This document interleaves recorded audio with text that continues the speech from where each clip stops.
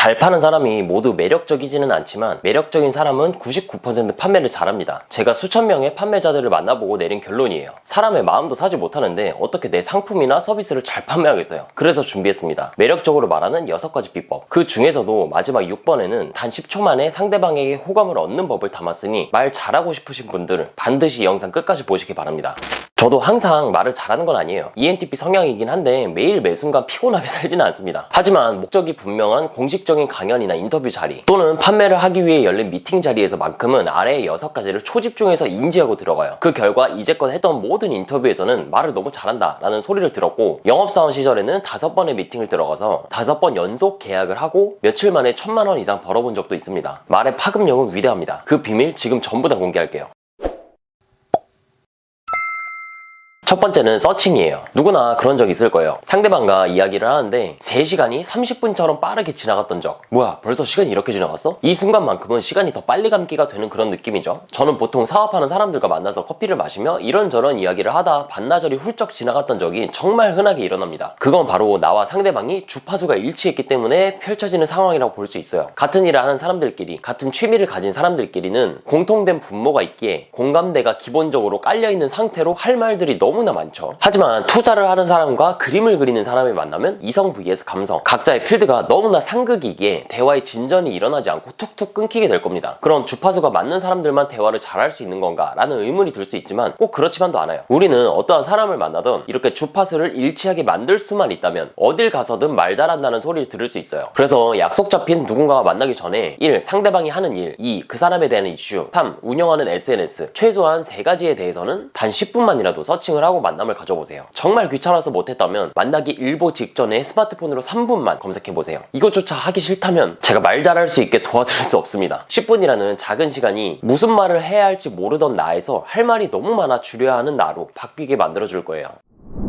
두 번째는 질문이에요. 방금 전에 이야기한 서칭은 한계가 있습니다. 검색 플랫폼 네이버와 구글이 급속도로 아무리 발전한다고 한들 상대방이 웹상에 드러나지 않는 경우와 최근에 있었던 일들에 대해서는 죽었다 깨어나도 알 길이 없습니다. 이게 진짜 따끈따끈한 정보죠. 개인화된 정보를 누가 대놓고 이야기하냐 라고 생각할 수 있지만 사람은 누구나 듣는 것보다 자기 이야기하는 걸 좋아합니다. 질문을 통해서라면 생각보다 술술 나오는 걸 느끼실 수 있을 거예요. 그렇기에 이 순간에 말을 잘하는 사람처럼 보이려고 조급한 마음에 빈틈을 찾아서 애쓰는 게 아니라 조금만 인내심을 가지고 먼저 경청부터 하면 알아서 말을 잘하게 될 수 있습니다. 주의점은 경찰서에서 취조하듯이 신상 정보를 터는 뉘앙스로 질문을 해서는 안 되고 정말 솔직하게 진심으로 궁금한 걸 물어보세요. 만약 여러분이 유아인 같은 배우급 연기력이 없다면 인위적인 가짜 질문은 무조건 들통나게 되어 있습니다.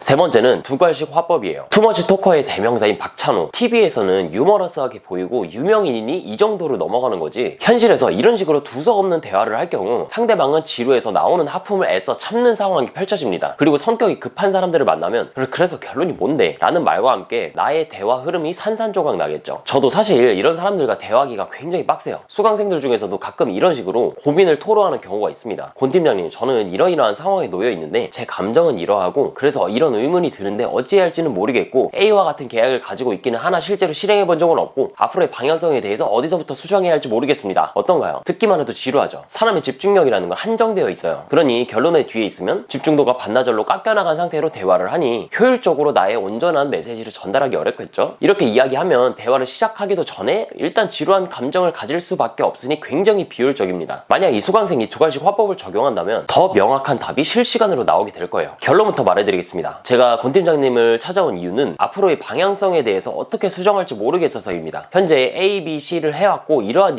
성과를 냈어요. 판매의 측면에서 보시기에 어떤 부분이 문제가 있는 걸까요? 이게 정말 10초 만에 상대방의 집중도를 최상으로 끌어올릴 수 있는 유일한 방법이에요. 말하는 사람과 듣는 사람 모두의 시간은 소중하다는 걸 꼭 기억하세요. 시간은 금입니다, 여러분. 두괄식 화법만이 지독하게 바쁜 이 사회에서 서로가 윈윈하는 길이에요.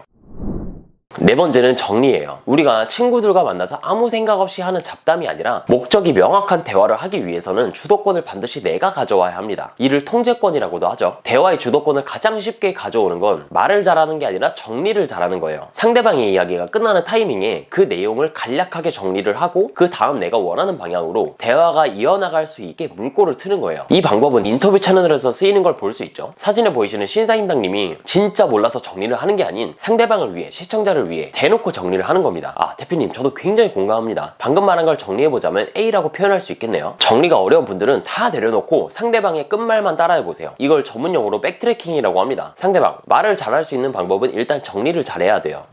정리를 잘해야 하는군요. 어떤 정리를 의미하는 건가요? 주의점은 매번 똑같이 따라하면 대화법 공식을 쓰는 앵무새처럼 보일 수 있으니까 약간씩의 변화를 주어서 AI처럼 보이지 않도록 해야 합니다. 정리 저도 진짜 중요하게 생각해요. 정리가 경청의 필살기급으로 도움이 되는 것 같아요. 정리를 하며 말하는 건 대화에 집중하고 있는 사람만이 할 수 있는 특권과도 같습니다. 그에 대한 선물로 대화의 주도권을 내가 가져갈 수도 있고 상대방의 말에 경청하는 느낌을 주어 호감까지 얻어갈 수 있으니 안 하는 게 더 손해인 방법이죠. 다섯 번째는 칭찬입니다. 제 실제 지인 중에 간만에 만나면 열의 9은 제 옷을 보고 이런 말을 해줘요. 와, 옷 뭐야? 어디 거야? 너가 입었던 것 중에 제일 멋있는데? 진짜 너한테 진짜 잘 어울려. 나쁘게 보면 호들갑을 떤다고 보일 수 있는데 막상 저 말을 듣고 기분이 1%라도 나빠질 사람 단언컨대 전국에 몇 명이 없을 겁니다. 인간관계에는 상호성이라는 게 기반에 깔려 있어요. 내가 먼저 상대방에게 칭찬을 하면 결국 그 칭찬은 어떠한 형태로든 나에게 돌아오게 되어 있어요. 그런데 여기서 주의할 게 있어요. 칭찬하라고 해서 상대방이 그냥 대충 하고 나왔는데 너무 멋있다 철판 깔고 감정 없이 말하는 사람, 이건 안 하는 일만 못합니다. 결국에 우리가 해야 할 건 맥락 있는 칭찬이에요. 이를 위해서 우리는 상대방을 항상 관찰하고 있어야 합니다. 칭찬이라는 건 상대방을 주의 깊게 관찰하고 있는 사람만이 제대로 할 수 있는 거예요. 머리 스타일이 바뀌었거나 옷이 예전과는 스타일이 달라졌거나 이러한 사소한 것부터 시작해서 대화의 중간중간에도 과거와 현재를 대비했을 때 발전한 부분을 콕 집어서 칭찬을 해주세요. 자, 이제 진짜 마지막 하나가 남았어요. 이게 제일 중요한 내용이니 조금만 더 집중해주세요. 대망의 마지막 필살기네요. 여섯 번째는 말을 그려서 하는 겁니다. 말을 그려서? 그릴 수 있는 게 아닌데 어떻게 그림을 그리라는 거지? 라는 의문이 들 수 있습니다. 말을 그려서 하라는 건 상상이 가능하게 구체적으로 하라는 말이에요. 상상? 구체적? 조금 어렵죠? 아주 쉬운 방법이 있어요. 그건 바로 우리가 하는 말에서 부사를 없애고 부사가 있던 자리에 문장 하나를 더 넣는 거예요. 와, 너무 멋있다. 와, 너무 맛있다. 와, 진짜 좋은데? 여기서 너무 진짜라는 부사를 사용함으로써 우리가 표현할 수 있는 한계가 생겨버려요. 와, 내가 이 근처 10군데에서 밥을 먹어봤는데 여기가 제일 맛있다. 오, 내가 이제까지 한 번도 생각 못했던 거라 되게 좋은데? 부사를 문장으로 바꿨을 뿐인데 말이 살아있는 느낌이 생기는 걸 볼 수 있죠. 이런 식으로 상대방의 머릿속에 그림이 그려지도록 풀어서 말하시면 됩니다. 처음에는 어려울 수 있지만 이게 습관이 된다면 언제 어디서든 말로 그림을 그려서 맛깔나게 말하는 사람이 될 수 있어요.